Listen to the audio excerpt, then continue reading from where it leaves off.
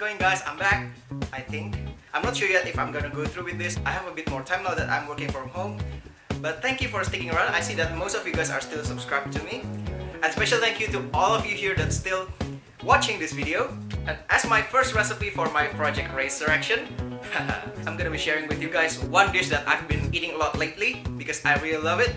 It's an Indonesian dish. I'm not sure if you've seen it before, but this green sambal is actually a vinegar-based sauce. And these pork pieces are actually deep fried pork belly, so how can that go wrong, right? Alright, enough talking, let me show you how to make this thing. Alright guys, let's cook. First of all, you're gonna need a piece of pork belly, preferably with skin off, but if you can't find one, you can just remove the skin yourself like I'm doing here. Just make sure to leave as much fat as possible because you're gonna need all those fat. I know it's deep fried dish and I'm saying you need the fat. Just trust me here, alright? The pork fat is actually the star of the show here. So once you've got a nice skinless pork belly piece like this, you now need to cut it into thick chunks like this. Long but thick strips of pork like this. About the size of 2 fingers, or probably 2 to 3 centimeters. And next you're gonna need some garlic. I'm using about 3 to 4 cloves of garlic here depending on the size, but feel free to add more if you love garlic. Roughly mince your garlic, they don't have to be perfect. Add them to your pork.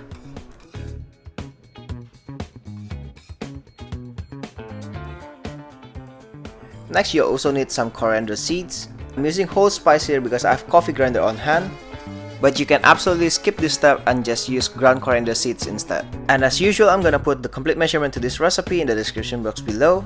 Once you've got ground coriander seeds, you add that to the pork as well, along with 1 teaspoon of turmeric powder, 1 optional teaspoon of Galangal Powder,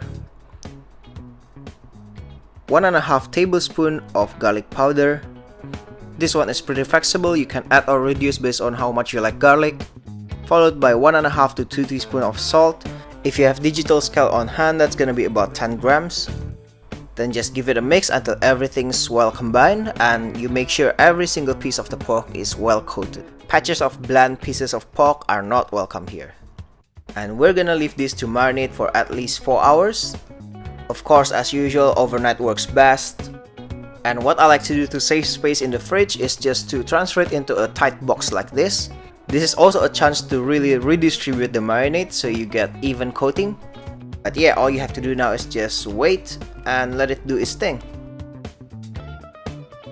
In the meantime, we can make the sauce. Here I have some Green Birdseye Chillies, palm sugar and garlic. To that we're gonna add 1 cup of apple vinegar, 50 grams of sugar and 5 grams of salt. I know it can be hard to find Green Birdseye Chillies in some parts of the world, so if you don't have that, you can definitely replace it with some Jalapeño instead. And as I mentioned, the complete recipe is gonna be in the description box below. So next you just have to blend this combination until smooth, heat it up over medium-high heat.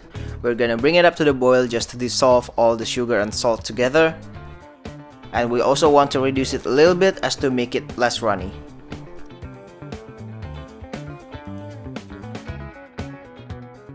After simmering it for about 1 minute, you want to taste for seasoning and basically adjust the sugar and salt level. I end up adding 20 grams more sugar, and once you're happy with the flavors, just transfer it to a bowl and set it aside until needed. And now, after 4 hours, we're ready to coat the pork pieces and fry them. Finally, right?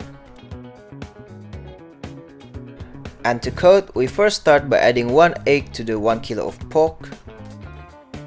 Make sure you coat the pork evenly.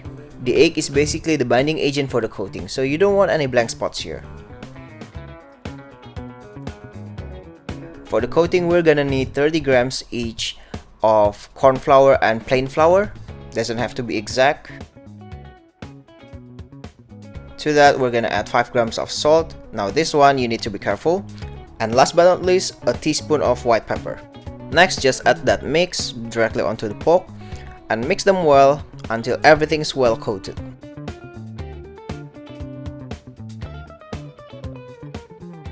And once you have sticky fingers like that, you know it's done. And don't waste any of that coating, just patch it back onto the meat. Now the beauty of this recipe is that you can really make it ahead of time.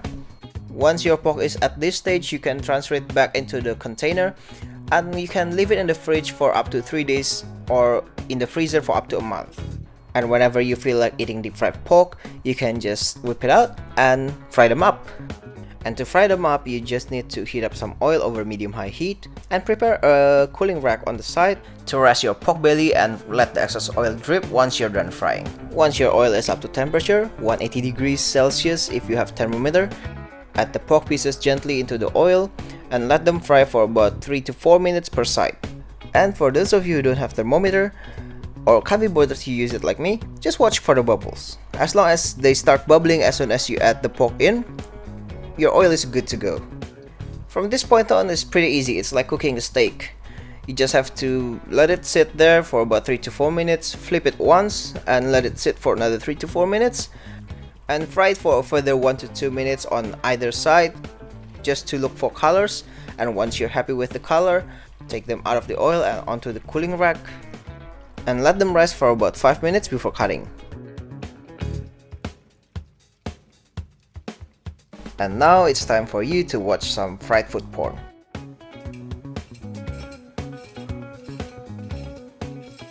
Did you hear that? Now that's only possible if you don't overcrowd your pan. You need to fry them in batches so the oil temperature is more stable. Otherwise it will be really hard for you to get that crispy outer layer without drying out the inside. And once you're ready to serve, just plate it up and serve it with the green sambal you made earlier. Look at that, guys, how can you not fall in love with that? Crispy, savory, juicy, everything you ever wanted from a piece of pork, paired with that vinegary and vibrant sambal. I don't know about you, but to me that's a total win. I mean, don't you just wanna eat that right now? I know I do, and that's exactly what I'm gonna do. And yum! It is such a simple dish, but so perfect. You can eat this on its own as a snack, or you can have some rice with it. It's gonna be totally awesome, I guarantee you that. Try this.